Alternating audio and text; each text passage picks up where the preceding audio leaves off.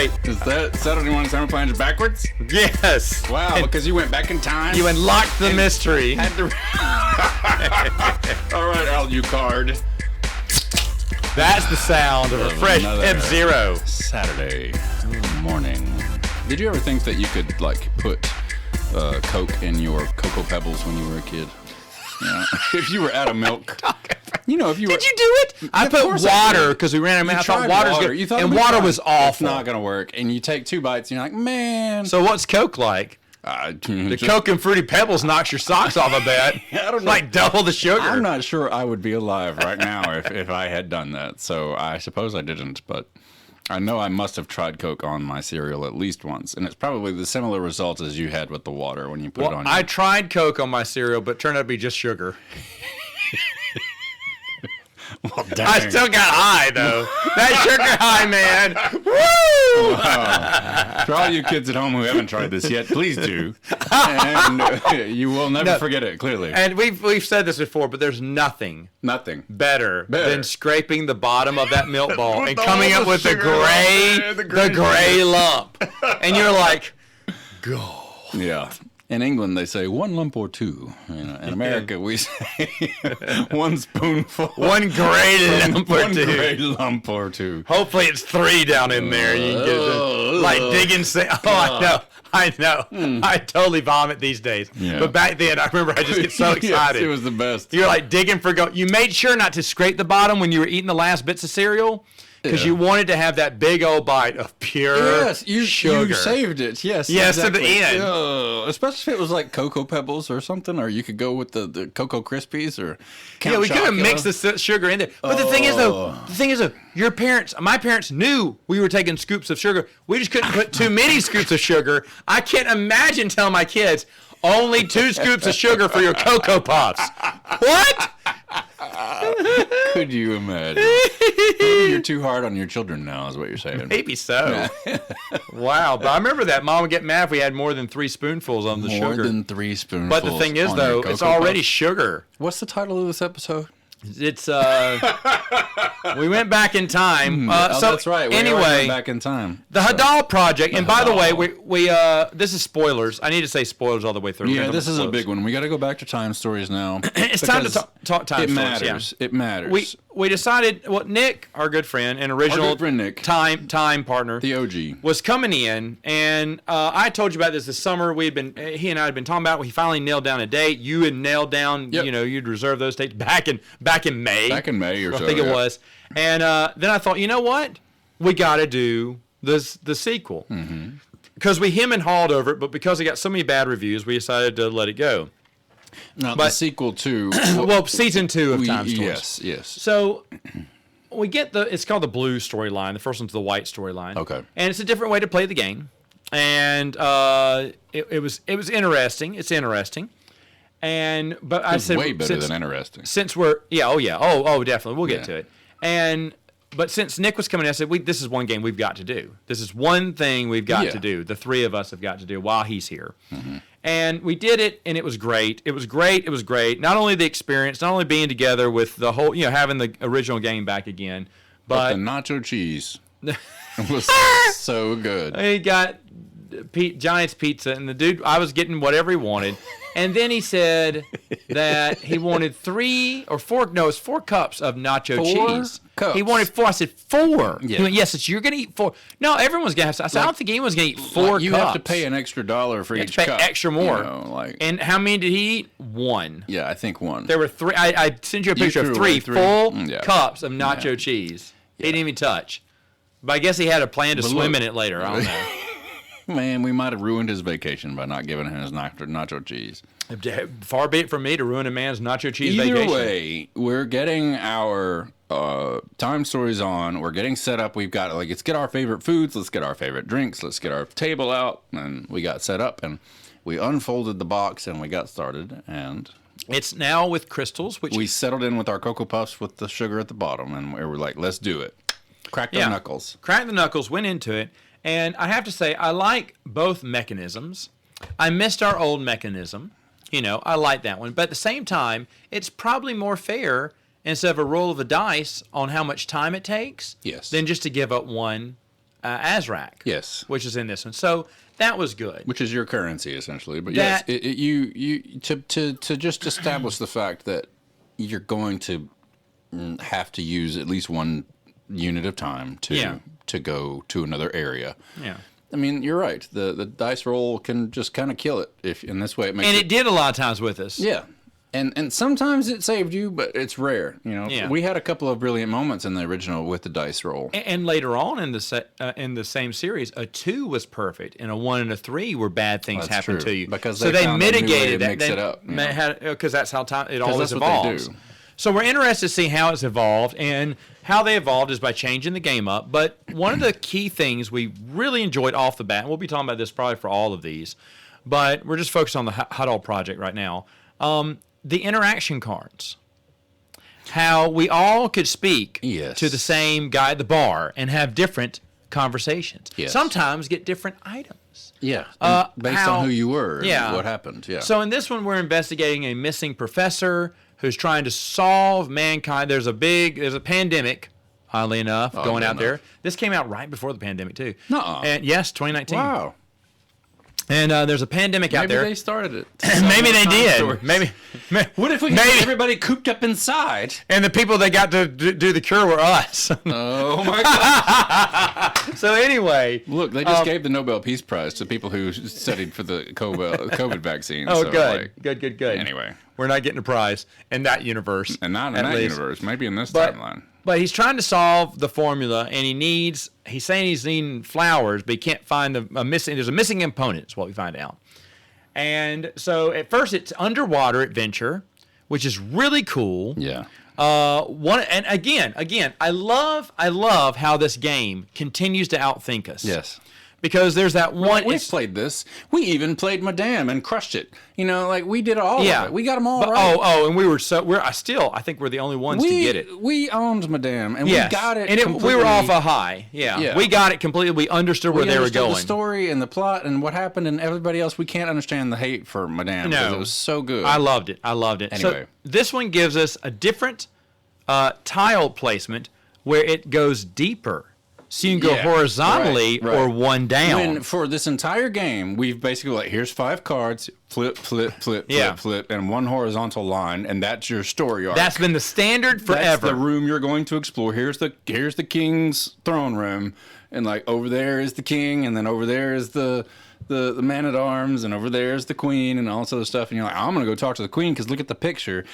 And I think this was my favorite, and I'm sorry to interrupt you. Please go ahead. This is what I'm talking about, though, is that some of my favorite bits from the original, the White Cycle? White Cycle. From the White Cycle was when you would flip over the cards, and you can't see what's on them, but you can look at the cover art on the back. Yeah. And you can see, well, that one, then there might be some subtle clues or some very glaring red herrings right there. That's the genius of the game. That's the genius of it. And that happens a lot in the very first game with the girl who's actually the witch at the bottom of the pyramid or whatever. Like in the very first room you go to, there was a clue on the back cover art. And I thought that was so cool. And they sprinkled that in from time to time. But this one, and they did it a lot with Madame, because in Madame, we had a new mechanic where you couldn't meet yourself in the timeline or else you would disappear, and you like Back to the Future. So you always had to be watching for people who look similar to so you. You would go there, you'd be like, oh, I need to go. Oh, well, wait, that guy looks just like me. I can't go over there. And it changed the way you played the game. And it changed the way you played it. And this one, with all of these Blue Cycle games, I think that it all led you had to read the cover art or look at the cover art specifically, but to choose where you were going to go and try to strategically choose. But what was interesting and how the game continues to outthink us is now this time you have to spend out. You have to look at some of this. We looked at more of the same cards because when there was someone to talk to, we had to keep taking turns. But go ahead and tell them about the vertical. Oh yeah, so the vertical thing. So it's a horizontal line usually. But the thing is, though, to get to the very bottom is going to take a few turns because you've got to take an Azrak to go one level to the next. Bottom of the ocean. But we had successfully garnered a drone. We had taken it, fixed it right, I can't remember what happened. It was Nick who got it, I think. The drone. I don't remember. But anyway, we could send the drone anywhere, it said. Yeah, that's right. Yes. So we said, but it was only one. It was only once we used the drone for that thing, it was done. And I said, well, obviously, it's at the hardest one to get to. It's at the bottom. So instead of laying all the cards out horizontally, we had to lay them vertically. Well, at least it was 5, some vertically, and then 4, yes. and then 3, then 2, then 1. And the 1 was the deepest part of the ocean. Because that was going to take us the longest to get there. Like the abyss with James Cameron or something like that. And that was going to take us the longest. I said, let's just send it down there because that's where the end game is. The big baddie is going to be. You know what's there? Absolutely nothing. And it's so good because then we wasted our one time per level power, and I was like, unbelievable. And we were thinking we were so smart because we hadn't used it yet. And I want to say that thing was midway down. It wasn't even near it was on the second row either. I think it was on the second or third row from the bottom. I think it was the third row from the bottom, so it wasn't even the second row from the bottom. And so it was a surprise because we weren't ready. We were like, crap, we didn't prep. We were not prepared. We did not search many tiles. No. We thought we still had plenty to go. No. And again, the game goes, I know what you're going to think. You're going to think it's at the very bottom or the second to the half bottom. So I eliminated those, and it's right there at level 3. They knew we were going to search the very bottom first with the drone. They knew it. And then they said, well, man, maybe it's got to be the second one up. And so they put it on the third one up. And this does the thing that we saw in Estella Drive, where we go back in time again. Yes. We start off in the 80s, then go back in the 60s. This time we're in the future. By the way, the first time we're in the future. I didn't realize that. Or our future, I guess I should say. Yes. I mean, the time continuum's way in the future. But this one takes place outside of our history. Interesting. Into our future. So that was an interesting place to go. It was a cool twist. It was a cool twist. But we go back in time to an ancient world of kind of Atlantis origins in a way, where the smartest thing is we can't read these columns because they have all this thing. And sadly, I just didn't put the pieces together. We saw one column, and it was written in English. And I showed this to Nick. I went, look at that. And I went, oh, wait a minute. Yeah. That's the translation because we're in their timeline. We can read it now because we're in the eyes of these new form, these new humans. Right. What are they called? Capsules or whatever? Different, not catalysts. It's vessels. Vessels or whatever, yeah. Something like that. Nuclear vessels, Captain, yeah. Vessels. Yeah. So we're in these new vessels, and they can read the insignia. Yeah, naturally. And I was like, oh my gosh. And so I was like, wow. And who knows how much else was written in English. Yeah. That it was in the background it was just, the whole time. And we didn't look at the cards. And we didn't look at the cards. We read the card and looked at the picture, but in the background is the English versions of everything. Until you saw the English version that we were already like halfway through. It wasn't until we were back into the future when we kind of realized that, oh, wait a minute. Then things start lining up, and then things that were heretofore unexplained, you suddenly pick up the card again and you see the past version of it or the future version of it. Like we would stumble upon a statue that was fallen over, and we collapsed. And the thing is, it was cool because you found this collapsed statue, but underneath it, if you pass the challenge, you get this great item or something really big happens, and it makes you completely forget about the statue, like the picture and where you were. Well, then later you remember the statue when you see it upright, and you're like, oh, because that's where I got the thing from, and now it's upright. Found the vase underneath it. Then you open it, it was full of nothing, and we thought it was a fake. We thought it was a fake, but we thought it was a fake to be the catalyst of the entire story. Yeah, because you have to go back in time to get the now extinct flora and fauna. Exactly. And so you're collecting some flora and fauna that's extinct. You're collecting some that's not. They're in both worlds. And then they got us again. But hold on. But the thing is, though, the king. Oh, yes. Because the king has a flower. But this is why it's so wild. But at first, we were looking for the scientist. Yes. And then he wasn't where we thought he was going to be. And then we were in the past. And so we're like, okay, the king's definitely going to be the scientist. Right. Okay, go ahead. Carry on. It was not. But the interaction cards were so unique. I go up to him. He shuts me down. Get out of here. I don't want to talk to you. You go to him. He talks about something, buying some fabric like off a you. Flower or something. And if you want to steal a rose from his throne, that's right. It's an incredible, crazy hard challenge. We would have had to spend so much of our Azrak just to even get close to it. Was a super hard challenge. And then before anything, we thought, well, let's get Nick to talk to him. Nick, now, we've talked to him 3 times now. We've laid down the Azrac for each talk. Nick talks to him, and Nick's a girl, but her character's so beautiful, he just gives her a flower. Just gives it to her. Yeah. And that's, again, we were so amazed by these interaction cards because they were all different. But that one had, I mean, if I would have just gone, just think about this. If I would have gone and got the interaction. And you would have been like, no, that's a dead end. I would have told you that because I said, he doesn't want to talk to us. He doesn't want to talk to us. Why was there something, there was some clue that made me want to talk to him after you did? Well, the thing with you is you said, hey, he wants to buy fabric off me, but I had the fabric. Remember? Oh, and so you gave me the fabric. I gave you the fabric to go talk to him. But the thing is, though, he didn't give you a rose. That's right. You still had an option to steal it. I had a different option and a different conversation altogether. It was still that ridiculously high level. Yeah. And we're like, oh, my gosh. And I was like, that's going to cost us at least 5-6 Azrac. Yeah. And we were like, oh, my gosh, that's terrible. Well, then just to see what Nick can do, because Nick has some kind of ability. Maybe he has a deeper challenge. And it's just because he was a chick. That's it. And the thing is, though, we would have, because I would have given the Azrac because we were going to get it, but we were just bemoaning the fact that was going to cost a lot of our Azrac. When it turns out that if you're patient and you let the right person talk. Now, here's the thing: we started off without choosing someone that's supposed to be in the game. So, and I read this wrong because later on, like, how do we get out in a sub? Yeah, that's right. I remember we got stuck at the very beginning. The sub driver was the one person no one picked. We didn't know it was the sub driver. Yeah. But if you don't have the sub driver, we're supposed to take the item. Take one of his items. We're supposed to start with it because you need that one for the story. So if you're not 4 players, then do this or whatever. And I didn't read that at first. Well, it said if you did not pick this person, then start with token J. And token J is him or that whatever. Makes me feel better because first. Well, remember we had problems and we got stuck right away and we were like, man, have we lost our mojo? Like, because we went back to the sites again. Then I read the rule book and then I noticed that it said if you do not choose so and so, pick. It was something like that. Token J, which is him, which means it got us in the door to get the submarine to get out. Because I do remember that. But yeah, we did get a little stuck. Because it was very similar. Because up to this point, only really the D&D storyline had done this with the alternate characters. Like we played, I think it was the 3rd one in the blue cycle. Yes, the 3rd one, the white cycle. Where it was the Dungeons and Dragons crawler, and you got to play a fighter and a human and a mage and whatever. All the classics, right? The thief, the wizard, the healer. Only the fighter could get through this particular. Oh, that was it. Yeah. And we were locked out of so many other options because we only had the 3 of us.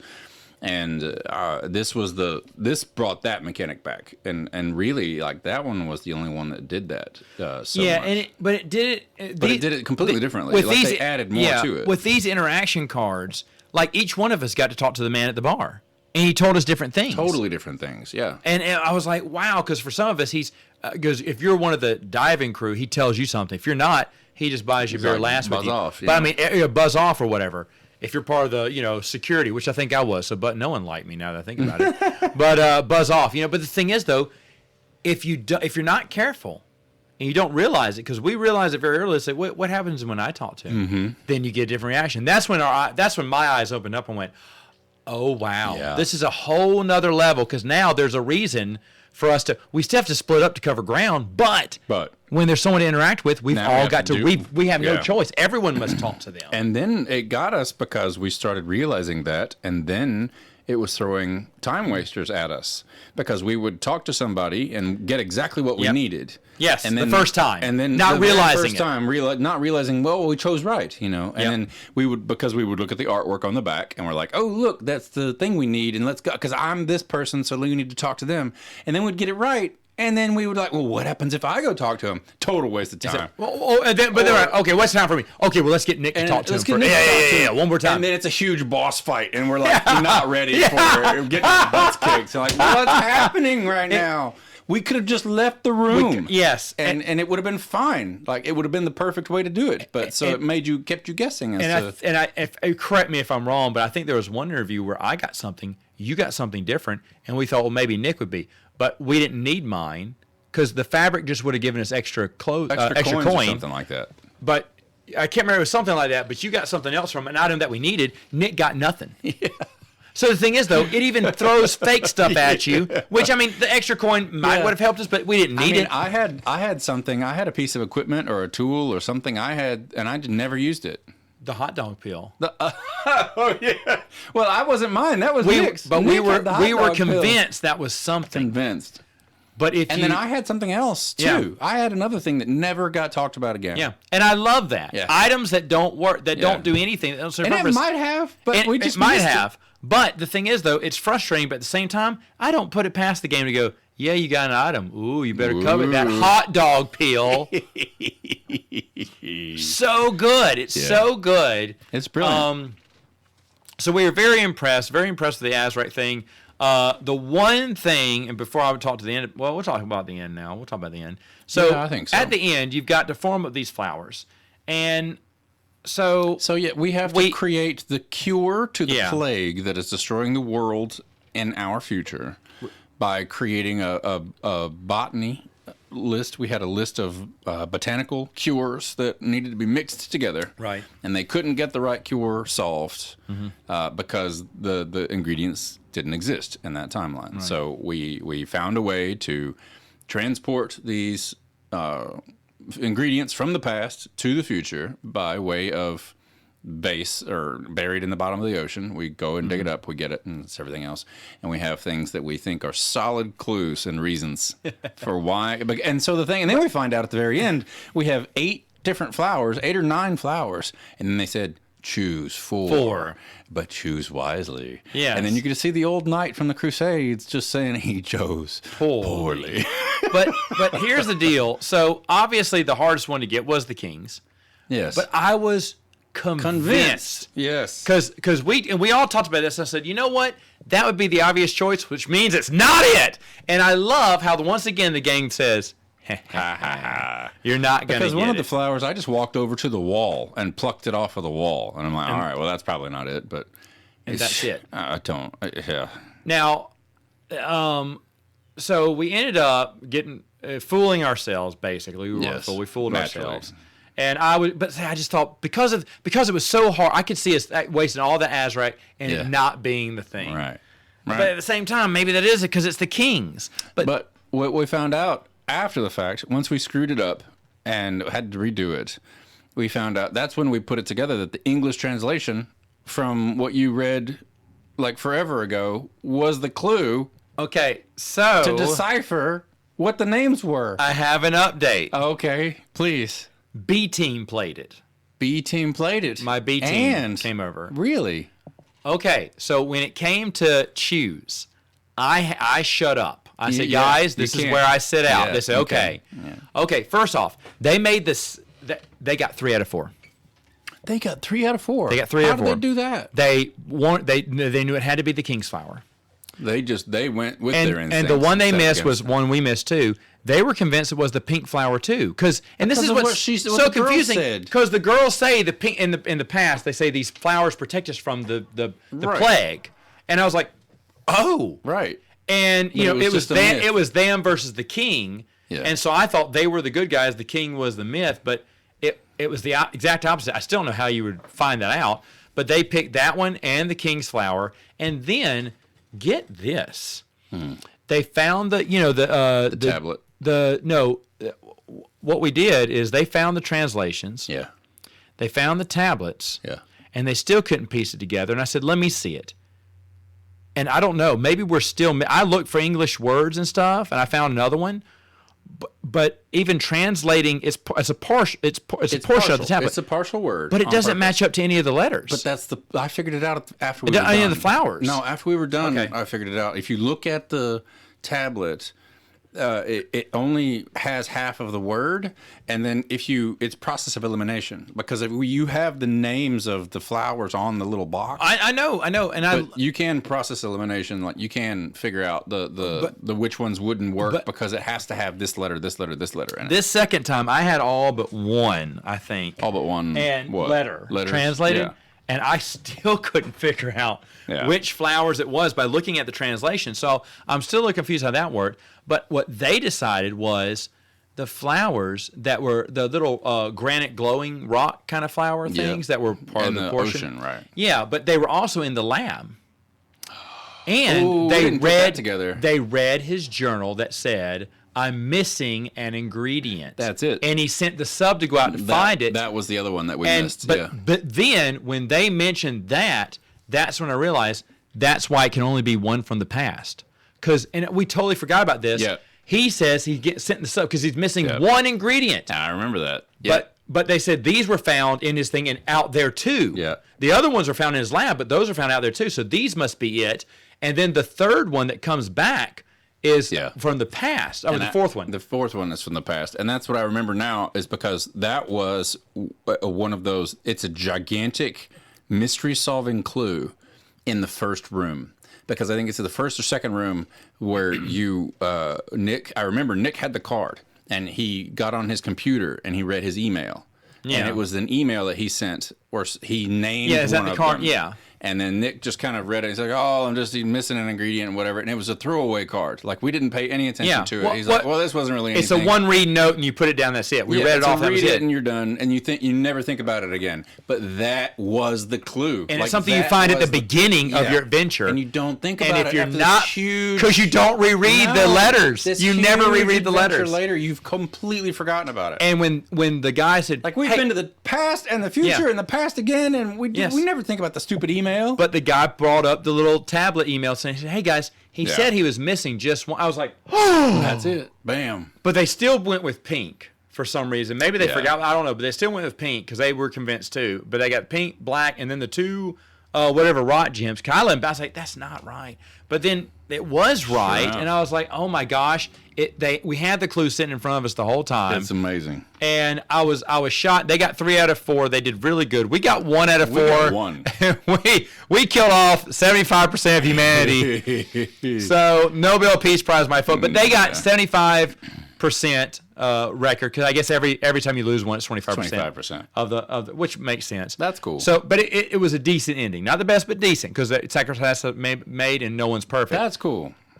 I like that. But I was so interested because I wanted to give you this update because when I wanted to call you, but I was like, no, I'm going to wait for this one till we do this podcast. I said because how smart were they this time? Usually we thought because they struck out on Madame. They struck out on Madame poorly, and they were frustrated. We beat them in every score on every. A lot of them. They may have gotten one, because they failed at. They did something we didn't during the pyramids one, but. But that was I was who knew? Hey, who knew that they had two time cubes in there? I was blown. I said, guys, you're wasting your time. What is that? I was like, what?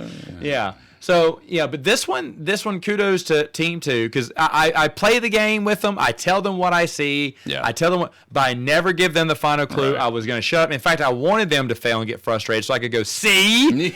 But they got it right. And when he showed me that, when he said that clue, and he showed it to everyone, I was like, "Can I see that?" Because I was like, "Let me see that." And I was like, "Toga."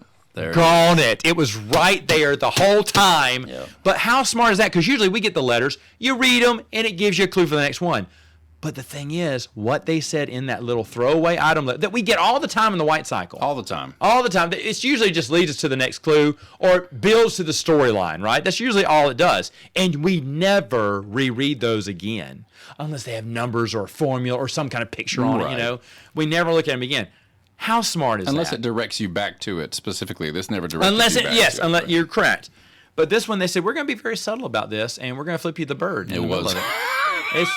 It's unbelievable. It was very bird flippy, yes. It was very bird flippy. But at the same time, I want to say that the Hadal project, I had an excellent time. So much fun. I loved it from start to finish. I remember our eyes. I had more fun than there was nacho cheese. There was a lot of nacho cheese. But I had a lot of fun though and there was a ton of nacho cheese. Let me tell you, just drowning in nacho cheese. But when we saw how the interaction cards worked, I think at first I thought, because we should mention we all had special missions you could finish to get a bonus or something. Oh, that's right. Yes. Your character had to do an arc. Had a unique side quest basically. And I found mine out by accident. Really? When I went to the past, that was the professor who went back to the past. Oh, the professor's assistant. Yeah. She and I were supposed to be true love, and I never got to tell her I loved her and asked her to marry me. Wow. And she disappeared. Oh, yeah. And so, but I had to keep it secret. We had to keep our thing secret. And then I just happened to find her, and she recognized me. And then my interaction card made the decisions. I had 2 or 3 interaction cards where I said, "Will you marry me?" She looked at me like, "Are you stupid? Look, I need your help. Give me this." And then do you help her or do you insist she marries you? And you insist, and she know that you that's did kind, that. that's sweet. Cool. Yeah, and then she goes, "And thank you." But no, this is where I belong. thank you anyway, or live a good life. And so she walks away, but then I unlock my little bonus for the rest of the game.